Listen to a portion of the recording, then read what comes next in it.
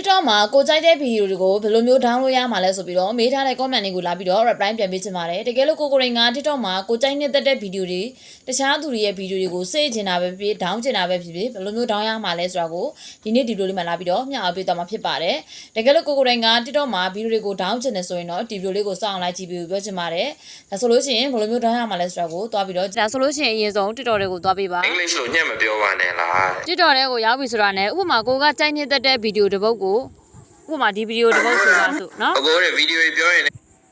လင်းကဒီဗီဒီယိုတစ်ပုဒ်ကိုကြိုက်တယ်ဆိုပါ English လို့ညက်မပြောပါနဲ့လား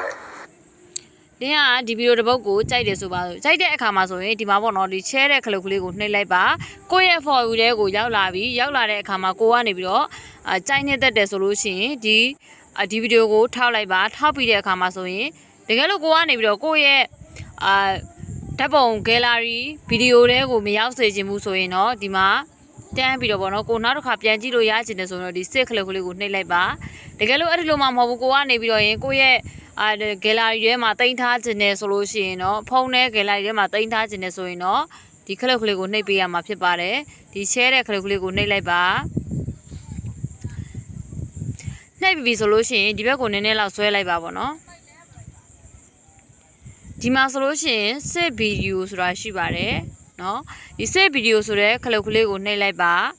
ဒါဆိုလို့ရှိရင်ပေါ့နော်ကိုကဒီဗီဒီယိုကိုဒီမှာ100%ပေါ့နော်ဒီမှာ100%ပြည့်သွားပြီဆိုလို့ရှိရင်ဒါကိုရဲ့ဓာတ်ပုံ gallery တွေကိုရောက်သွားမှာဖြစ်ပါတယ်ဒီနည်းလမ်းလေးကိုသုံးကြည့်လိုက်ပါဒီဗီဒီယိုလေးကအချိုးကြည့်မယ်လို့ထင်ပါတယ်တကယ်လို့ကိုကနောက်ထပ် TikTok နဲ့ပတ်သက်ပြီးတော့သိချင်တဲ့အကြောင်းအရာရှိသေးတယ်ဆိုရင်လည်းမေးလာကြလို့ရပါတယ်နောက်ထပ်ဗီဒီယိုမှာပြန်ဆုံပါမယ်အားလုံးကိုကျေးဇူးတင်ပါတယ်